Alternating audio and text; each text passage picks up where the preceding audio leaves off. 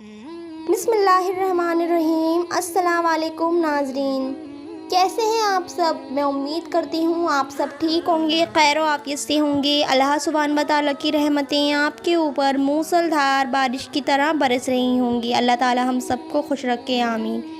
پیارے دوستو، آج کی ویڈیو میں ہم جانیں گے کہ ہمارے نبی کے اوپر کس نے جادو کیا تھا اور ان کے اوپر جادو کا اثر کس طرح سے ہوا اور اس کی کیا علامات ہوتی ہیں۔ ویڈیو کو تفصیلات سے اور آخر تک دیکھیے گا، تبھی یہ ویڈیو آپ کی سمجھ میں آئے گی۔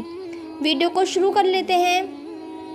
مدینے میں ایک جادوگر تھا جس کا نام لبید تھا۔ ایک بار مدینے کے بہت سے یہودی اس جادوگر کے پاس آئے اور کہنے لگے، اے لبید، تم تو دیکھ ہی رہے ہو کہ یہ محمد کیسے اپنے دین کو پھیلاتا جا رہا ہے۔ ہم لوگوں نے بہت کوشش کی کہ محمد پر جادو کر کے انہیں ان کے کام سے روکیں، لیکن ہم اس میں کامیاب نہ ہو سکے۔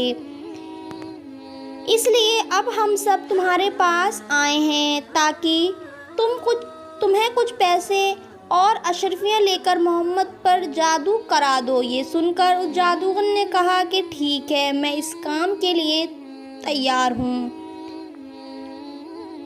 اس زمانے میں ایک یہودی لڑکا ہمارے حضور محمد مصطفیٰ صلی اللہ علیہ وآلہ وسلم کی خدمت کیا کرتا تھا۔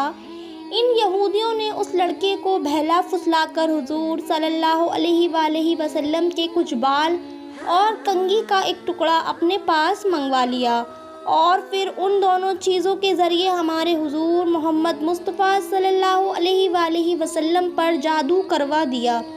کہتے ہیں کہ ہمارے حضور محمد مصطفیٰ صلی اللہ علیہ وآلہ وسلم پر وہ جادو لبید جادوگر کی لڑکیوں نے کیا تھا۔ انہوں نے ایک دھاگے میں 11 گانٹے لگا کر ان پر جادو کیا اور پھر انہیں کھجور کی ایک لکڑی میں رکھ کر دور جنگل کے ایک کنویں میں ڈلوا دیا۔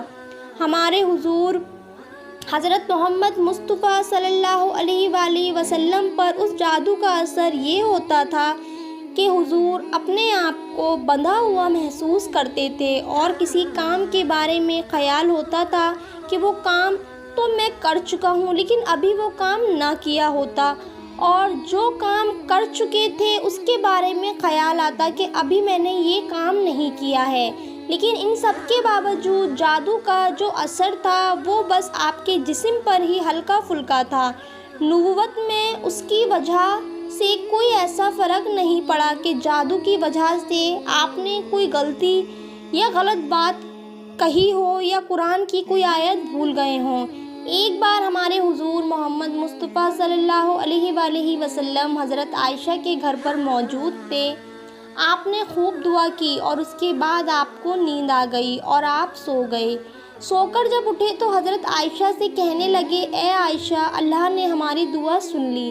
حضرت عائشہ نے پوچھا کہ کون سی دعا؟ اللہ کے رسول حضور صلی اللہ علیہ وآلہ وسلم نے فرمایا کہ ابھی خواب میں میرے پاس 2 فرشتے آئے تھے، ان میں سے ایک نے دوسرے سے کہا کہ یہ محمد کو کیا ہوا ہے؟ تو دوسرے نے جواب دیا کہ ان پر جادو کیا گیا ہے۔ پہلے فرشتے نے پوچھا کہ کس نے جادو کیا ہے؟ تو دوسرے فرشتے نے جواب دیا کہ مدینے کے ایک جادوگر نے ان پر جادو کیا ہے۔ پہلے فرشتے نے پوچھا کہ کس چیز پر جادو کیا ہے؟ دوسرے نے جواب دیا کہ ان کی کنگھی اور بالوں پر۔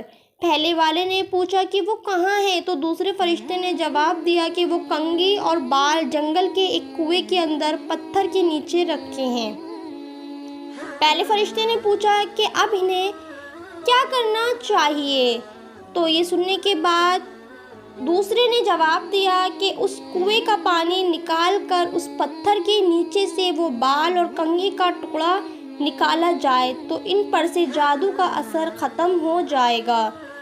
یہ سننے کے بعد پھر حضور محمد صلی اللہ علیہ وآلہ وسلم نے کچھ صحابہ اکرام کو جنگل کے اس کنویں کی طرف بھیجا کہ جس کے بارے میں ہمارے حضور کو خواب میں بتایا گیا تھا۔ اس کنویں میں آپ کے بال اور کنگھی پر جادو کر کے ڈالا گیا ہے۔